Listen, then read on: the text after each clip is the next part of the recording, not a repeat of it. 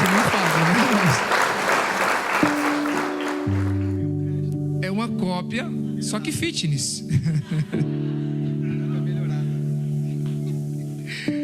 Eu conheci o pai deles, o pastor, e foi uma benção essa família em nossas vidas. Sempre quando eles vêm, eles somam conosco uma palavra, uma oração, uma liberação de Deus. E Deus colocou no meu coração convidar o pastor, se ele tinha um espaço na agenda, e aprove Deus preparar um espacinho para sua mão de obra, com sua família, com a sua equipe. E ele está aqui hoje para abençoar nossas vidas. Amém? Mas antes dele ser usado na palavra, nós precisamos abençoá-lo. Amém, irmão? Estenda a mão para cá. Pai, nós queremos te dar graça pela vida do teu filho, Senhor, não só pelo dia de hoje, mas por toda a história que o Senhor tem escrito através da vida dele na terra. Obrigado, Senhor, porque ele está do lado de cá, aonde o Senhor pode usá-lo, aonde a tua glória pode se estabelecer. Toma ele, Senhor, sua casa, seus filhos, sua família, o bem mais precioso que ele tem na terra, Senhor. Esconde ele debaixo das tuas asas, como uma galinha esconde os pintinhos, Senhor. O abençoa onde ele pisar a planta dos pés. Que aquilo que ele estabeleça na terra aconteça, o que Salomão diz, seja bem sucedido. O abençoa hoje para trazer a tua mensagem aos nossos corações.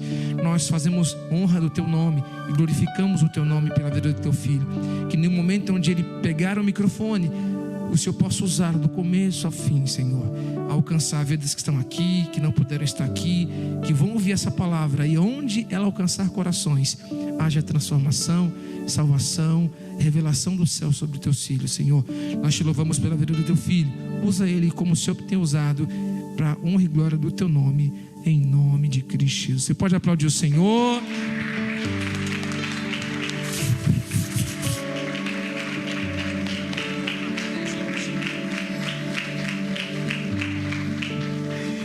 Boa noite a todos, a paz do Senhor, amém? Deus é poderoso.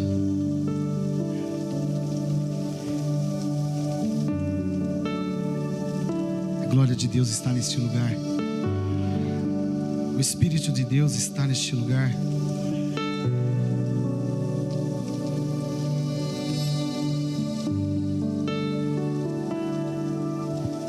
Glória a Deus. Antes de começar, eu quero agradecer ao pastor Jason. Acertei? Eu vim discutindo com meu irmão a semana toda. Como que é mesmo? É de Jason? Eu vou chamar de Jason, mais fácil. Meu pastor, Deus abençoe pela oportunidade, pela confiança, tá? De ter dado a minha pessoa, a minha equipe, para estar aqui nessa noite ministrando a palavra de Deus. Quero agradecer também a pastora Carol, que também abriu essa oportunidade junto com o pastor, para que possamos estar aqui nesta noite. Quero agradecer o André. Deus abençoe, André, pelo carinho, pela paciência, tá, queridão? Quero agradecer o Rai. Quero agradecer o Gabrielzinho, cara dos graves. Uau! Não posso ver baixo, eu fico me coçando. Não sei tocar, mas eu fico me coçando. E é o Nicolas. Ezequiel, trocaram aqui, ó, me mandaram o Nicolas. Quero agradecer a todos. Vocês são bênção também nas nossas vidas. Amém? Como o pastor já disse, me acompanha aqui pastor Paulinho. Bênção, viu, pastor? Canela de fogo. Eu sou presbiteriano, ele é canela de fogo. Tocha. Está também a pastora Drica. Está também a Cris. Está aqui a minha esposa linda, maravilhosa, idolatrada. Salve, salve. A Evelyn, pastora Evelyn. Está também meus pimpolhos que eu não sei, estão por aí. O senhor Enzo e a senhora Olívia. Irmãos, essa é a família que Deus me deu. Apesar de sermos de igrejas diferentes, né? Mas o pastor Paulo tem raiz na Igreja do Brasil para Cristo também. O pai dele, o pastor Paulo Freitas, é uma das grandes lideranças também da nossa obra, justamente com a Drica.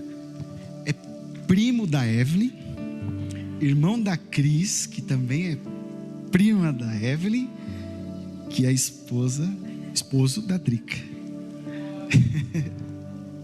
Eu sempre brinco, né? Essa pessoa maravilhosa aqui, eu falo que eu sou uma pessoa abençoada por Deus.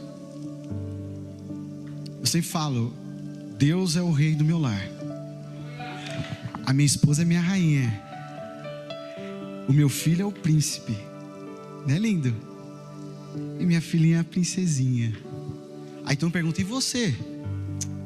Eu sou o bobo da corte. Só babando, fazendo careta, fazendo eles rirem. É para isso. Amém? Que Deus abençoe a todos. Obrigado, igreja, pela recepção. Vocês são lindos. Eu já tinha tido a oportunidade de vir aqui cooperar. E na vez que eu vim aqui, eu senti a presença de Deus. Eu vi aqui é casa de oração. Aqui é casa onde Deus habita. Amém?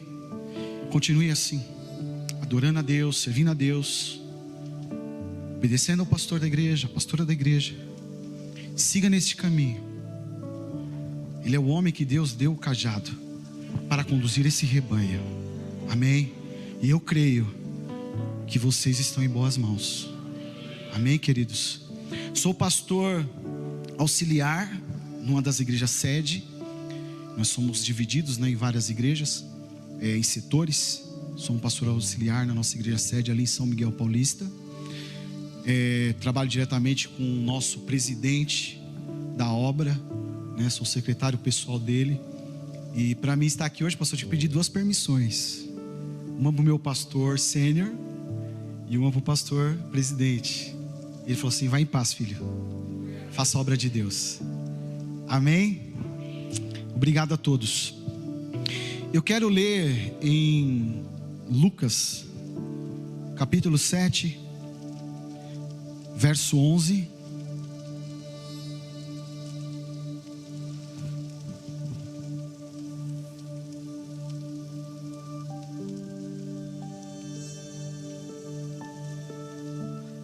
Amém? Todos acharam?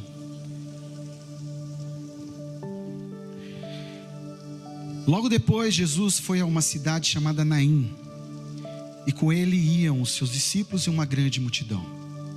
Ao se aproximar da porta da cidade, estavam saindo o enterro do filho único de uma viúva, e uma grande multidão da cidade estava com ela.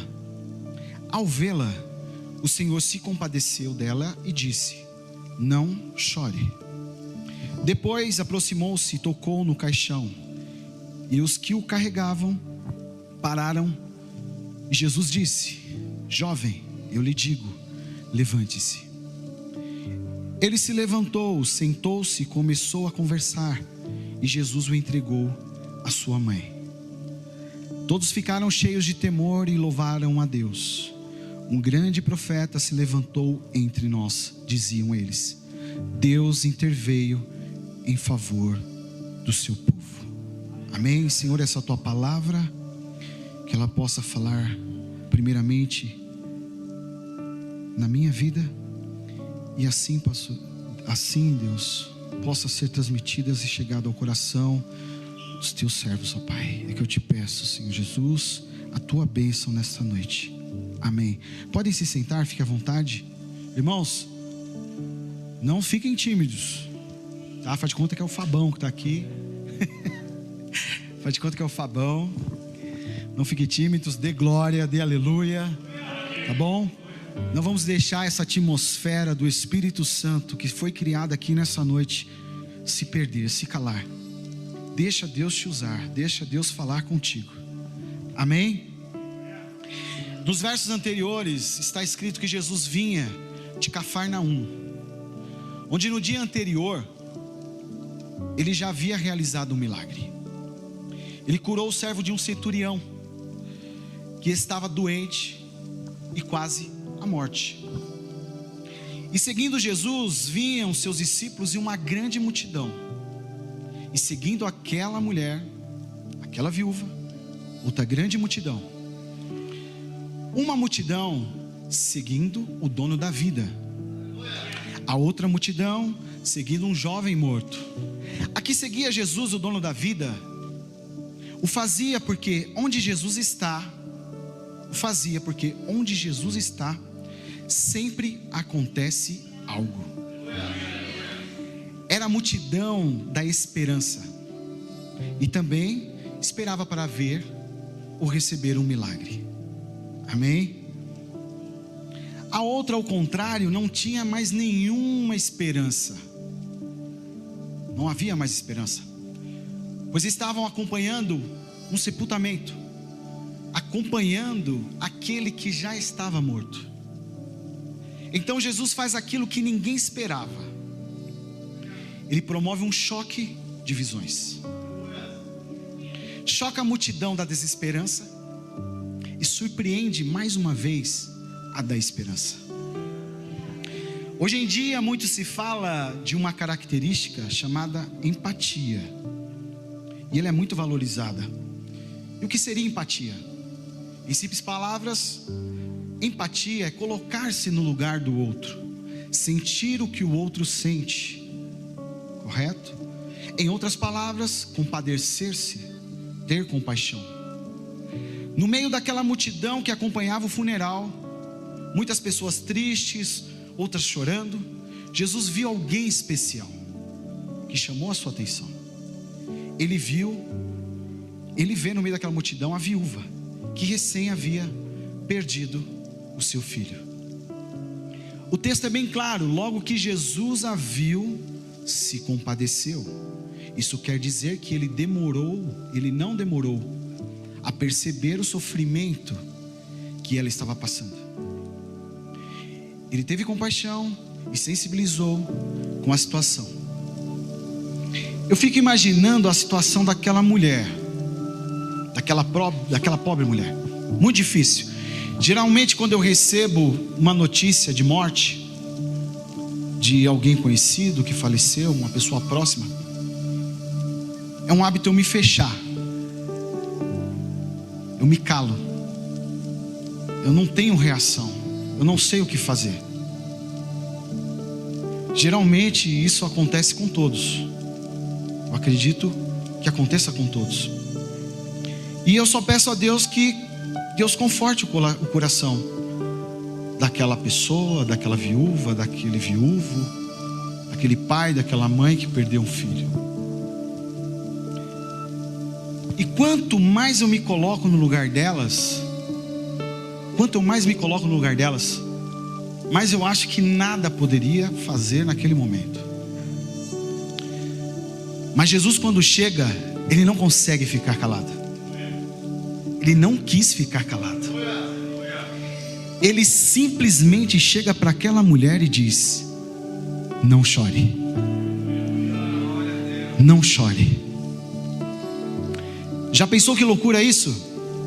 Imaginar você chegando para uma família, para uma viúva, no seu momento de dor e sofrimento, e dizer: não chore. É muito difícil. Mas Jesus não era louco. Ele sabia quem ele era. Ele sabia quem realmente ele era. E sabia muito bem.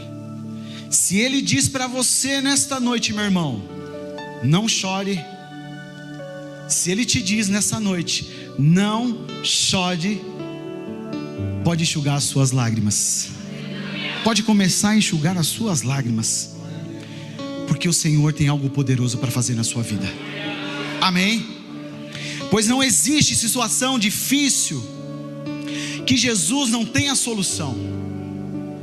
Não existe situação que Ele não saiba desatar o nó. Não importa o que você esteja passando, não importa o que está acontecendo na sua vida. Eu não sei que tipo de caixão você está carregando nesta noite, mas Jesus te diz: não chore.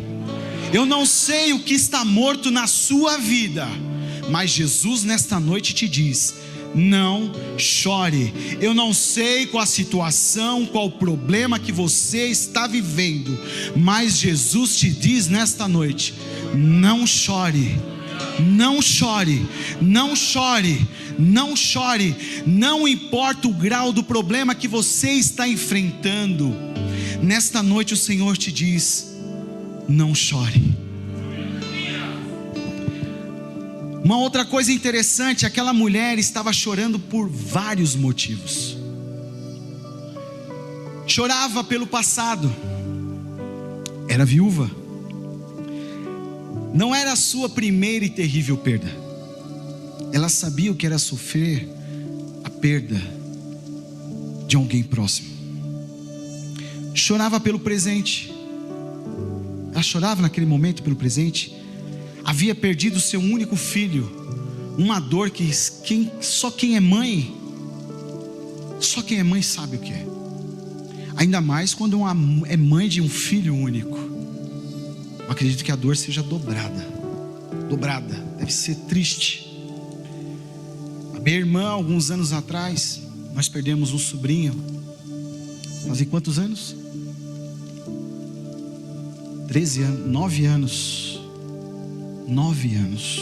Até hoje ela sente a dor dessa perda. Até hoje ela sente essa dor. E não era o filho único. Agora imagina se fosse o filho único. Que dor ela estaria sentindo nessa noite. Mas ela também chorava pelo futuro. Futuro esse que não tinha mais. Pois naquela época o provedor do lar era o homem. O provedor do lar era o homem. Então ela já tinha perdido o marido. Agora perde a sua única esperança de vida, que era o seu filho homem. Uma esperança que ela estava carregando para a cova. E naquela época só existia duas profissões, entre aspas, para uma mulher sem esposo e sem filho homem. Ou era ser pedinte, ou era ser prostituta. Você está entendendo a situação daquela mulher? A esperança daquela mulher já estava morta. Mas nem tudo nessa noite está perdido. Jesus está dizendo nessa noite: não chore, não se entregue, não desista. Ele está preparando algo para você. Ele vai mudar a sua história. Vocês já ouviram falar da história do rei Midas? É um personagem da mitologia grega. Foi-lhe dado um poder que tudo que ele tocava virava ouro. Se ele tocasse o cabelo da esposa, virava ouro. Eu acho que até nas situações de hoje, né, que o mundo está vivendo, um monte de gente queria esse dom aí, né? Se ele tocasse no bichinho de estimação, no papagaio, no periquito, no cachorro, ali estava um bichinho de estimação de ouro. Não é verdade? Aquele toque era um toque de maldição. Era um toque de morte e não de vida. Mas olha o que lemos nos versos 14 e 15. Depois aproximou-se e tocou no caixão. Isso Jesus. O que os carregavam pararam. Jesus disse: jovem, eu lhe digo, levante-se. Olha o toque de vida. Bastou tocar só no caixão.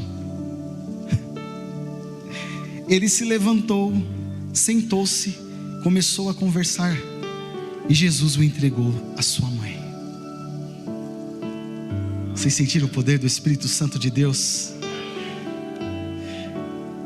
Com Jesus o negócio é mais estreito.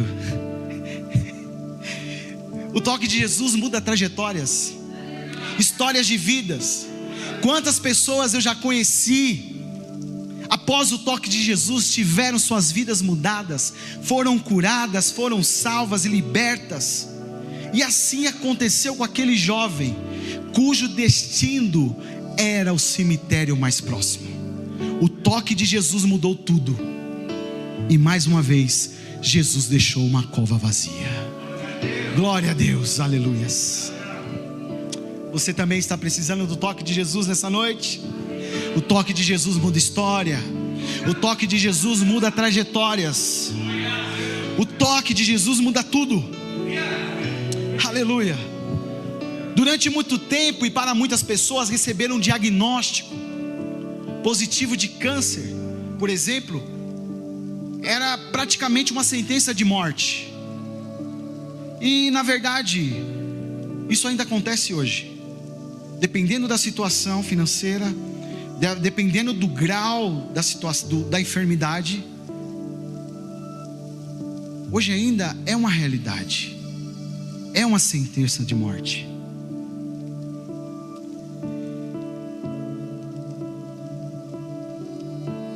No ano de 2001, vou contar um pequeno testemunho, vou ser breve. Eu fui diagnosticado com aplasia na medula. Eu falei, nossa, o que é isso? Aplasia na medula. Aplasia na medula é simplesmente a sua medula não está mais produzindo sangue. A minha medula secou.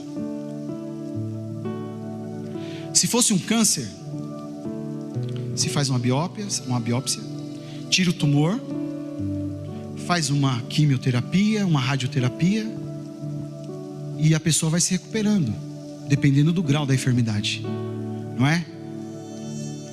Mas minha aplasia secou, a minha medula secou, ela aplasiou, não corria mais sangue na minha veia. Nesse momento, foi um momento de desespero, um momento de dor, um momento de sofrimento, um processo de desesperança.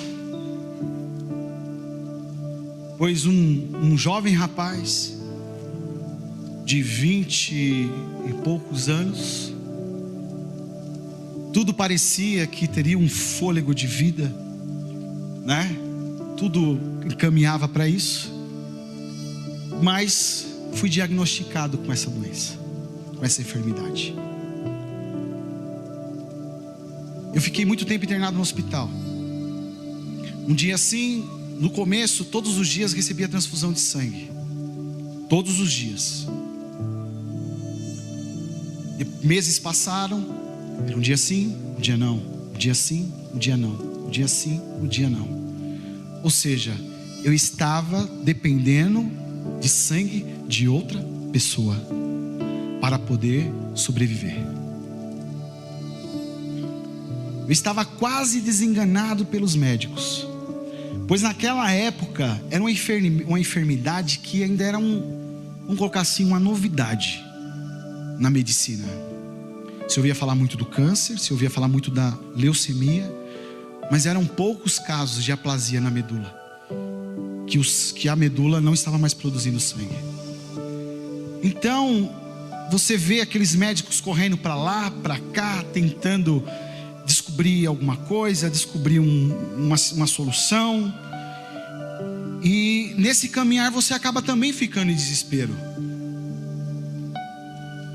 Na época, eu estava noivo com a minha esposa. Quantos chegaram nela e falaram assim: olha, desiste dele, ele vai morrer.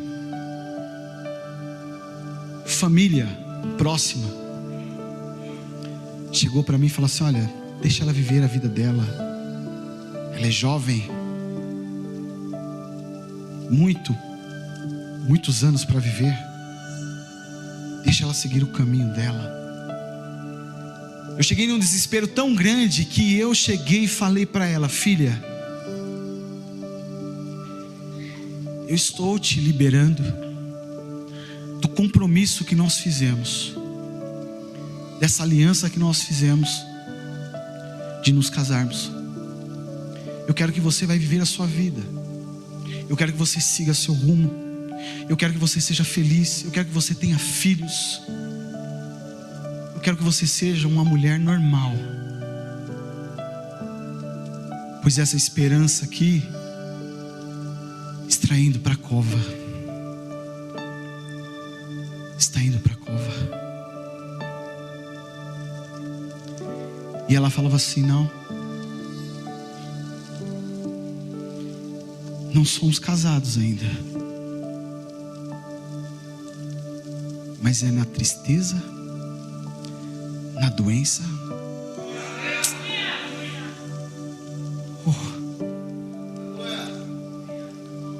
Te amo. Eu quero casar com você todo dia. Um certo dia Deus deu uma palavra para ela. Deus deu uma palavra para ela. Em João 11:1-4. Havia um homem chamado Lázaro. Ele era de Betânia, do povoado de Maria e de sua mãe Marta, da sua irmã Marta. E aconteceu que Lázaro ficou doente. Maria, sua irmã, era a mesma que derramara perfume sobre o Senhor e lhe enxugara os pés com seus cabelos. Eu vejo Maria em você, viu, amor? Eu vejo Maria em você, a sua vida. Então as irmãs de Lázaro mandaram dizer a Jesus: Senhor, aquele a quem tanto amas está doente.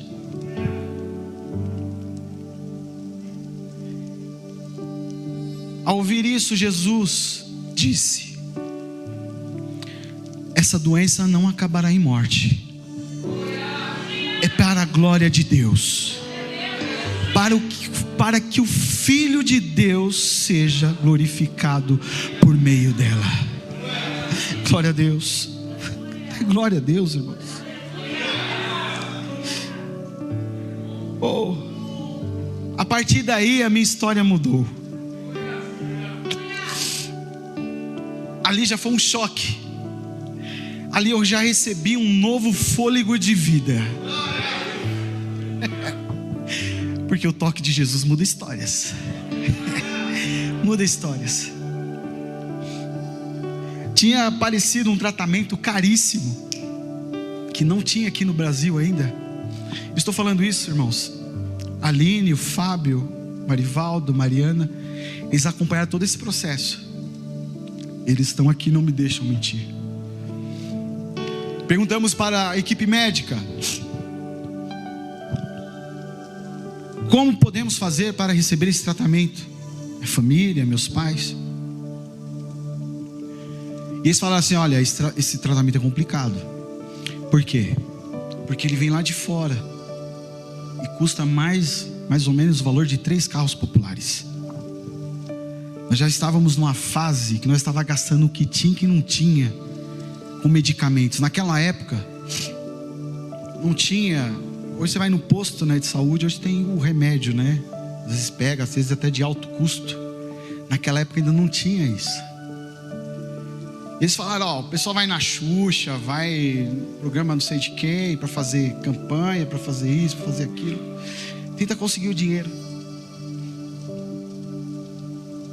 Quando ela falou aquilo, o Senhor me disse que essa doença não é para a morte, mas para que o Filho de Deus seja glorificado.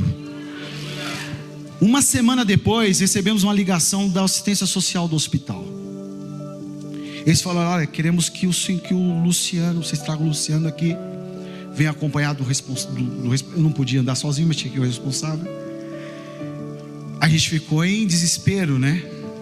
Porque acabaram de fazer um exame profundo. Eu falei: ponto, deu alguma coisa agora, eles vão sentenciar a morte agora. Eu estava mal, estava irreconhecível. Aí chegando no hospital, a assistência social explicou pra gente: olha, o doutor Salvador, ele esteve em uma conferência nos Estados Unidos, e nessa conferência ele recebeu uma doação da medicação, dessa medicação, e você e o Ângelo foram os contemplados para receber esse medicamento. Glória a Deus. Aí eu, fiquei extasiado. A partir dali, eu falei, minha doença não é para a morte, mas que é para o nome do Senhor seja glorificado. É para que o nome do Senhor seja glorificado. Ficamos internados durante... Obrigado. Ficamos internados, eu e o Ângelo, no mesmo quarto, durante um mês recebendo esse tratamento. Eu recebi uma dosagem maior, porque eu era maior, não era gordinho, era maior. E o Ângelo era franzino, então ele recebia uma dosagem menor. Recebemos essa medicação. E o médico falou, olha, essa medicação está em teste. A gente ainda não pode fazer um diagnóstico se você vai responder a esse processo ou não. Tipo, ele quis dizer, olha, vai prolongar um pouquinho mais. Você vai ficar um pouquinho mais aqui com a mamãe, com o papai. Eles não tinham certeza ainda. Mas eu tinha certeza do Deus Todo-Poderoso. Eu tinha certeza do Deus que cura. Eu tinha certeza do Deus que toca e ressuscita mortos. Foi tão tremendo isso na minha vida, irmãos. Foi tão tremendo, que o rapaz que recebeu a mesma medicação, o mesmo tratamento, veio a óbito. Ali já Deus falou, olha, eu vou mostrar para você que eu sou o dono da vida e da morte. Não é o medicamento que vai fazer você voltar à vida. Não é o medicamento que vai restaurar a sua medula. Quem vai fazer restaurar a sua medula sou eu. O Deus, o Senhor sobre a sua vida. O Deus que rege a sua vida. O Deus que rege a sua casa. O Deus que rege o seu lar. O Deus que rege o seu ministério. Sou eu, o Deus que cura. Glória a Deus!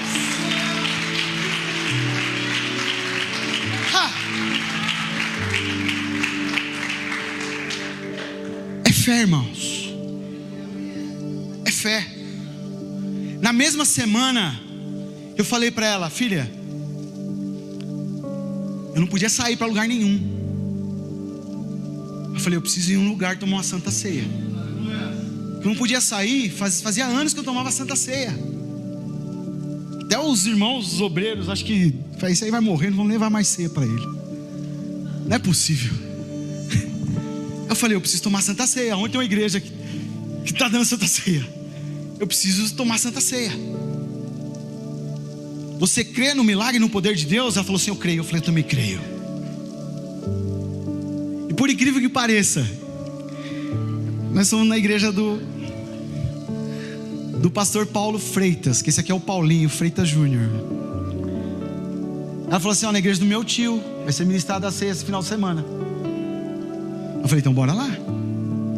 Aí todo mundo falou assim, onde vocês vão? Onde vocês vão? Nós vamos na igreja. Não, você não pode sair. O médico falou que você não pode sair para lugar nenhum. É de casa para o hospital, do hospital para casa. Não pode. Eu falei, não, a gente vai tomar santa ceia. Nós vamos ter um encontro com Deus. Nós vamos ter um encontro com Deus. Quando eu peguei aquele cálice, irmãos, eu falei para ela, vamos profetizar a cura sobre a minha vida.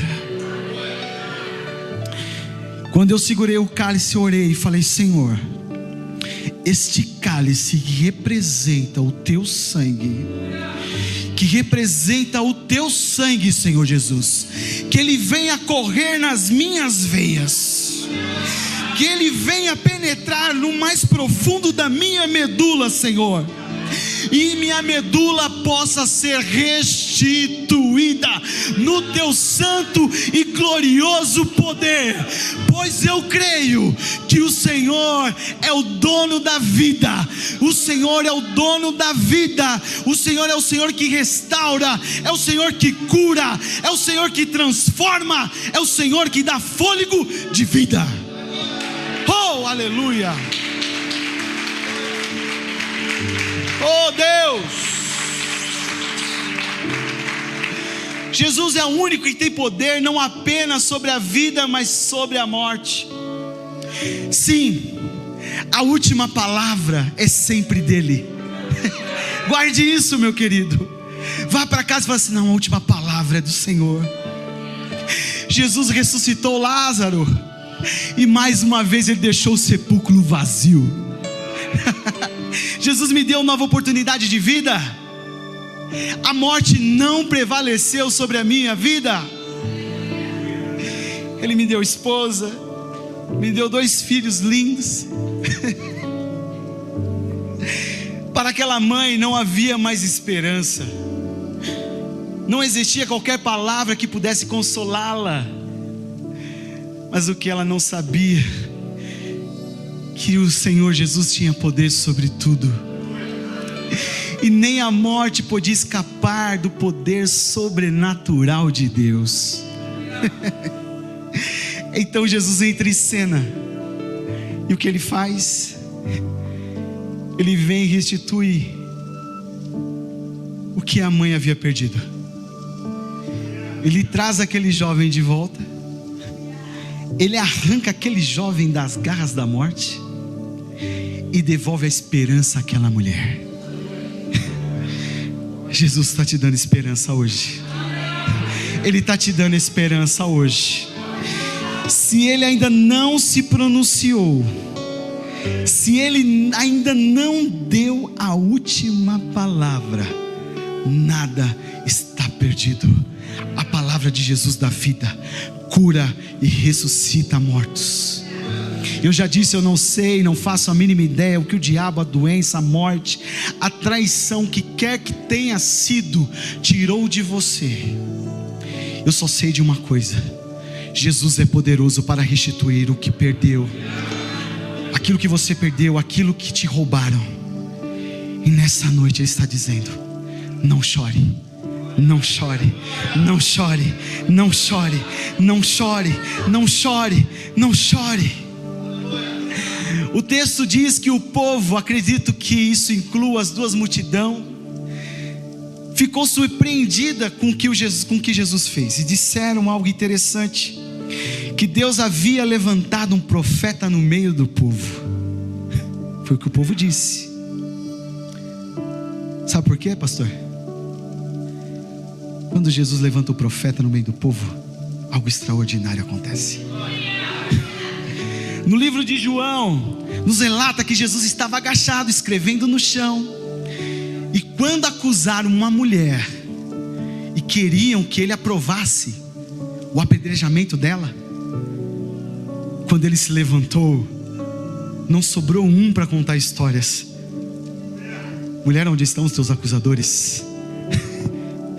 Quando ele se levantou, no livro de Marcos, ele estava deitado no barco, no meio da tempestade. E quando ele se levantou, até o mar e o vento tiveram que se calar diante do Rei dos Reis. Esse é o Jesus que servimos. O Jesus que servimos não é de ouro, não é de prata, não é de bronze. Ele não está pendurado no madeiro. Ele vivo está. E Ele está aqui nessa noite. Ele quer te curar, Ele quer te libertar, Ele quer te dar vida, Ele quer restituir o seu casamento, Ele quer restituir tudo o que você perdeu. Ele está aqui nesta noite. Oh Senhor, aleluia. Eu adiantei aqui. Pode subir, mistério, por favor. Depois de tudo isso, o que aprendemos? Com essa palavra de poder, cheia de graça, cheia de altos e baixos, reviravoltas e surpresas, um roteiro que para mim é de tirar o fôlego.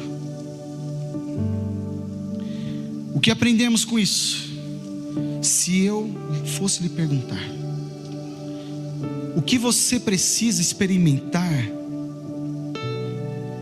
o que você precisa fazer para experimentar o extraordinário de Deus nesta noite. Eu não sei o que você diria, mas eu diria: eu preciso crer. Eu preciso só crer no Deus do impossível. Ele quer mudar a sua vida por completo. Não importa o que você esteja passando hoje, ou o que aconteceu com você no passado. Jesus hoje te dá fôlego de vida. Aleluia. Jesus nesta noite te dá esperança do amanhã. Jesus esta noite está vendo o seu sofrimento, e Ele te diz nessa noite: não chore, não chore, não chore. O toque de Jesus muda trajetórias. Começa a profetizar sobre a sua vida. Começa a profetizar sobre a sua vida, sobre a vida daquele que está em casa sofrendo no leito de dor, no leito de morte. Começa a profetizar sobre a vida do seu familiar, sobre a vida do seu vizinho. Começa a profetizar sobre a vida da nação. Começa a profetizar, pois Jesus é o Alfa e o Ômega. O mesmo Jesus de ontem é o de hoje. O mesmo Jesus que cura, que curou ontem, é o Jesus que cura também hoje. O mesmo Jesus que me deu fôlego de vida, restituiu a minha medula, é o mesmo Deus de hoje. Comece a profetizar, comece a profetizar. Comece a falar com Deus: Senhor, eu profetizo sobre a minha vida. Eu profetizo, Senhor, sobre a vida daquele parente. Eu profetizo, Senhor, sobre a vida do meu vizinho. Eu profetizo, Senhor, sobre o meu lar, sobre o meu casamento. Eu profetizo sobre os meus filhos. Esses pequeninos, Senhor, vão crescer debaixo da Tua presença. Eles são filhos Teus. Eles nasceram para ser servos Teus. Que o Senhor possa guardá-los deste mundo mau. Que o Senhor possa guardá-los de toda nojeira que há neste mundo. Este mundo perverso, este mundo tenebroso, este mundo que não aguentamos mais, Senhor. Por isso estamos aguardando a Sua volta. Por isso estamos aguardando, Senhor, ansiosos, ó Pai, para estar contigo, Senhor. Oh, prostrado diante de Ti, prostrado diante do Teu trono, prostrado, Senhor, diante da Tua presença.